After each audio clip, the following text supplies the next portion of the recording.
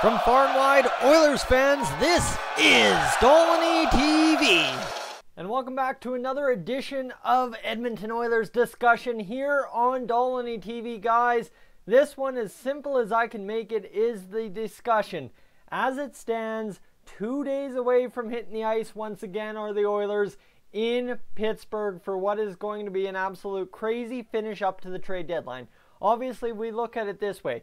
We're sitting here 6 points, whatever it is, outside of a playoff spot at this point for the Oilers, and you're trying to make sense of it, right? You're trying to make sense. Are the Oilers, what are they doing at the deadline? Are we going to start seeing moves? Or are we going to start seeing anything? And right now with Keith Gretzky as GM, I don't see it happening. But the thing being is, you got to make something happen at the deadline. Whether you sell or whether you buy, you got to absolutely do something at the deadline if you're the Edmonton Oilers. Last year we saw the dump off of Patrick Maroon for a third-round pick, I believe it was, or a second, whatever it was. And you can't afford for that kind of trade deadline, especially after this tumultuous of a season. You can't sit here and just say, we're going to dump off one or two guys and that'll be that. That'll be all she wrote for us at the trade deadline. No. This trade deadline has to be a couple of pieces shuffled around. You have to get some contracts out. You have to start making the grounds of which to build next season's team for this Oilers club. And whether that be you buy pieces at the deadline or you sell them. Obviously, if you're buying, you're going to have to go out and, of course, buy a couple of pieces with some big pieces of your future. That's the unfortunate reality of buying pieces in the NHL at the trade deadline. Either you're giving up high picks or else high-end prospects or mid to high prospects. So to buy, it's going to be a little bit more of a difficult situation for the Oilers, but not necessarily. I'll explain that in a second. Just want to get to my selling point. If you're going to sell, obviously you sell contracts. And as I've already talked about, no matter what, the Oilers are going to sell off some defense here in the next 2 or 3 days. Andrej Sekera plays another game in Bakersfield on Wednesday. Okay, that's his third game. Then we suddenly start talking Thursday. Things get interesting. Things get very, very interesting on Thursday for the Oilers. And that's where we start seeing, obviously, the bubble burst when it comes to the defense. I highly doubt you'll see Petrovic and Manning or Petrovic and Gravel, whoever goes down, Cave, Brodziak, wherever. I doubt you see anyone else demoted to the minors. The reason I say that is right now Bakersfield is absolutely electric. You don't want to mess with that formula too much.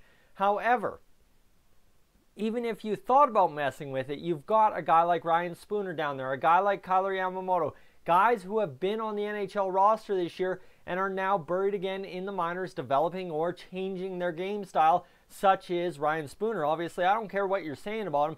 If he's changing his game style at all, well, it's going to work because he's got 6 points in 6 games now, and that's suddenly, maybe he's tweaked something.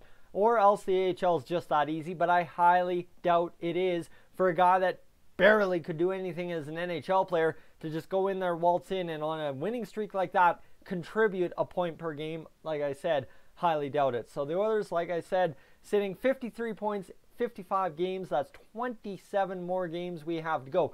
Magic numbers always about 92, 93. So you want to talk about another 20 games we have to win out of the next 27, essentially. In the week, Wild, West, we're in conference. Holy crap, I can't even talk today. You got to look at it as probably about 89 is a soft target you're going to hit to make the playoffs this year, because teams get hot, teams get cold, and that's just the way it goes. Obviously, St. Louis on a 6-game winning streak. It's St. Louis, guys. I don't think they keep up and win another 10 or 11 in a row, right? So suddenly they're going to fall back to earth, and that's where the Oilers have to capitalize. But that's the thing. You have now a stretch of 3 games going into Pittsburgh, Carolina, and the Long Island, but in Brooklyn now. That's going to tell exactly what the Oilers are going to do come trade deadline, or even the week or so leading up at that point, right? By that end of that game against the Islanders on the Saturday, it'll be the 16th. We will be a whole 9 days away from the trade deadline. So at that point, the Oilers will very well know, hey, cat, don't scratch on my, there we go, got the cat over. You'll very well be able to tell what the Oilers are going to do. But right now, based on everything looking, the Oilers are going to be in a middle ground. And that's kind of where they were last year, right? They should have been a little bit more sell-off-ish, but they weren't. And now you sit here, okay, you've got to do a bit of both. Buy some future pieces. If you can sell and package a pick to buy a piece, it's essentially balance it out, find a middle ground, but don't stand pat. That's essentially what I'm hoping the Oilers do, because you don't want to mortgage the future, right? We all know how messy of a situation this Oilers team is right now. It might make the playoffs. Chances are very slim. However, you look at selling off the farm and selling off everything to buy, well, that's an issue. But selling everything off entirely also looks like a very good option.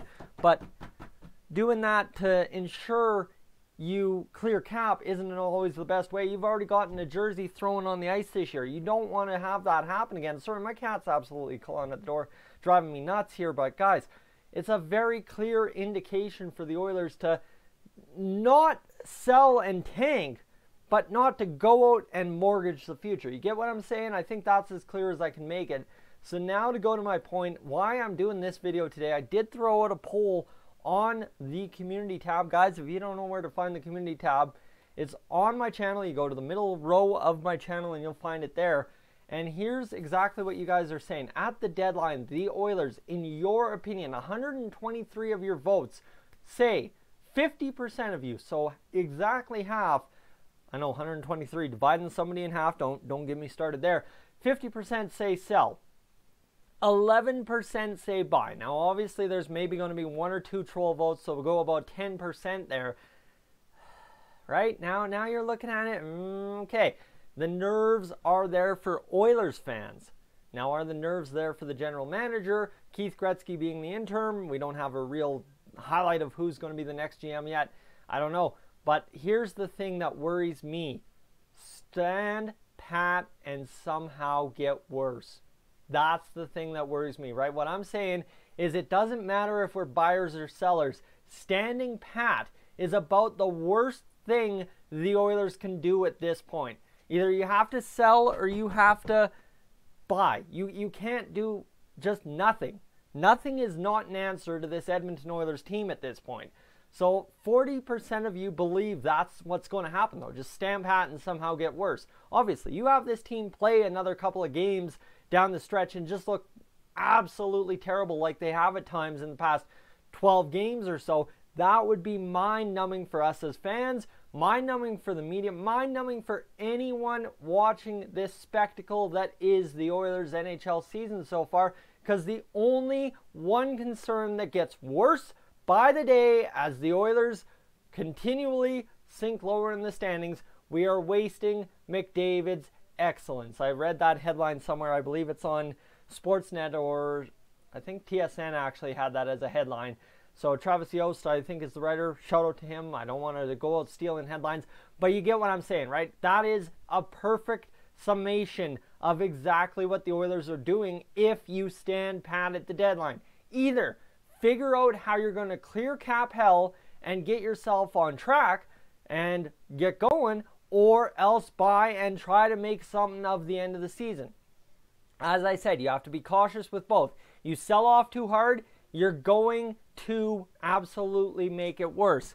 You buy too hard, you're going to make the future worse. The Oilers have been there. The Oilers have done that before, and that's not a good place to be as an Oilers fan, knowing that, oh man, if we don't make something this year, next year's going to be even worse, and this year was real bad, right? So you want to try and sit here and think, okay, what can we do? Now, one thing I'm going to say, because this is where I get very, very excited. Sap, quit. Sorry, guys, you're going to have to put up with cat clawing. I can't do anything about that. What I'm going to say here to this point is Caleb Jones and Ethan Bear are very big wild cards in this piece.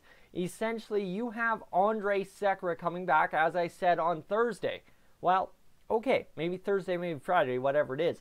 The thing with Andrej Sekera coming back at that time is that if he is not traded at the deadline or at time of activation and you don't sell off all the defense, what ends up happening is you free up trade chips in Ethan Bear and Caleb Jones as possible guys you could trade to get a forward to score, right? Obviously, Caleb Jones has tremendous upside. Ethan Bear has tremendous upside. Not like, oh my God, they're first round pick quality, oh my God, we got to go for him. No, what I'm saying is you package them with a second, and all of a sudden you guys have yourselves a trade to work out for an Andre Burakovsky or somebody fantastic. In terms, Andre Burakovsky is like low end of that trade on my spectrum, but a guy that you could really bring in and be a winger with Connor McDavid. Guys, I'm Tyson. This is Dolynny TV. I've given you a lot to think about. I can't let you listen to that cat any longer. I am up on out of here.